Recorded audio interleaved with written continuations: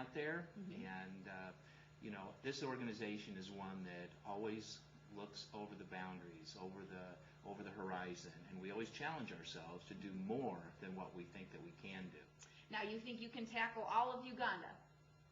Well, there's the area in Uganda that we're working in now has great need, but there's also areas of Congo. There's areas in India that we've made contacts with.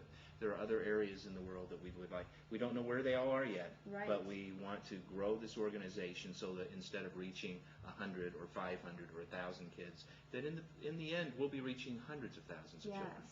Now, how do you hear where the needs are? Well, we're led by many ways. Phil mentioned that he got started in Uganda by going on a crusade with Four Winds Ministry, and with Four Winds has actually gone to other areas and has shown some need there. We know that there are going to be other churches and other missions groups in the future that we're going to come into contact with, because what's happening is there's a networking of groups. There are nonprofits, there are churches, there are other organizations that we're coming into contact with. We're learning from their expertise, and we're learning of their needs, and we know that we're going to end up partnering with other people. Okay. Now, in order to grow, how can churches around here get involved? Well, I think the missions field is one way. I think that we're going to come into contact with people that are sending missions trips over, and that we may follow up with them. Churches that don't have mission organizations but have a heart for giving are going to find out that they can give, whether it be funds or whether it can be materials or whether it can be volunteer or expertise of their members. I think that there's a lot of opportunity for us to utilize the people's expertise in the Chicagoland area. Absolutely. Now, how often do you all travel out there, and in the future do you plan on traveling there more, or you have a set number of people out there who are working on all these things that you send?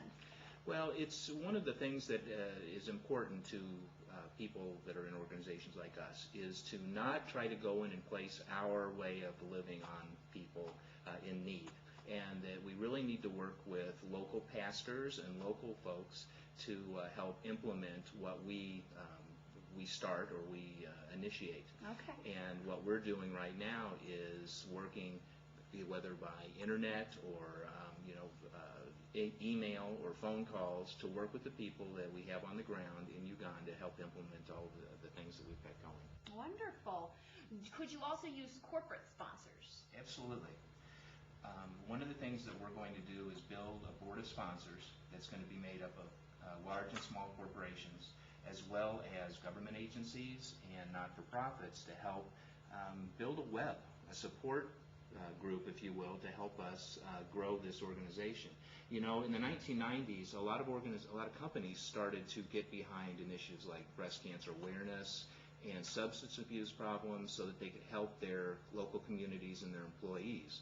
And they benefited from that by having better relations, and actually benefited their bottom line too, because being active in their local groups helped them build customer bases, as well as saved healthcare dollars when they helped their employees detect breast cancer early. And we're seeing in this millennium that we're a global company, we're global corporations, and they're having to look at places overseas, and by working with organizations like ourselves, we can help implement their expertise, their materials, and some of the funding that they have to help these children. Okay. Now, I know you're doing tremendous work already, but I'm just curious, do you have any efforts for working in the States?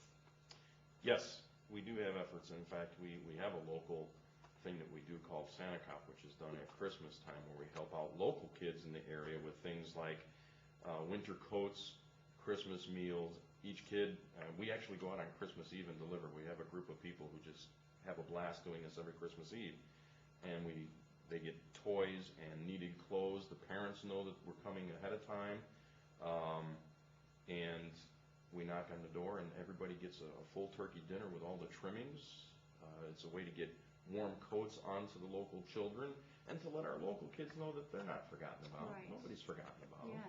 Okay. And sometimes I think the volunteers that go out and deliver the toys are touched a little bit more than the kids, actually. So people here can get involved on a local level or this international level and really see many lives changed. Right. What do you think is the best or one of the best stories you recall, a heartwarming story? When I went to Uganda, I had gone to visit Promise Uganda, which is one of the orphanages that we help. And there was a little girl there who was 4 years old.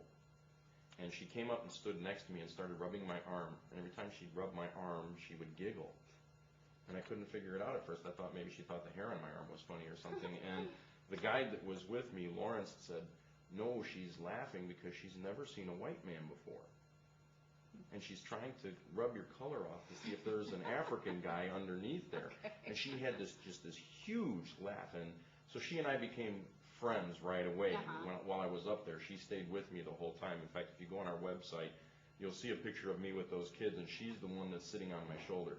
I wanted to bring her home so bad. When I got back, I told my wife about her, and my wife said, well, why don't we? And I said, sadly, we can't. She's HIV positive, which many of our kids over there are. Wow, what a story. What are closing thoughts, what you'd like the public to know? Well, you mentioned, you asked about how individuals can get involved, and I think if they go to the Child Initiative International website, they can see some of the things that we're doing, and they can either offer expertise, or they can offer funds, or they can go to their corporate, HR departments lots of times have local community money available that they can donate, and we'd be open to heaaring from anybody. Wonderful. Thank you so much for sharing your information today and the good work you do. We appreciate it.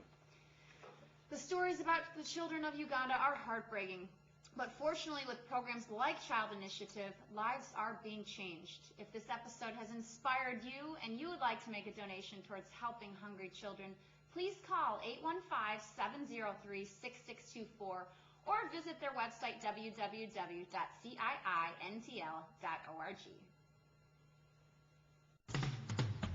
Thank you for joining us for All Around Rockford, a community-minded program designed to keep you informed of relevant topics in today's world. If you've been touched by today's program or any of our daily programs and would like to support the ministry of Total Living Network, please write to the address on your screen. If you have any questions regarding today's show or if you have a suggested topic for a future program, please call us at area code 815-877-5151.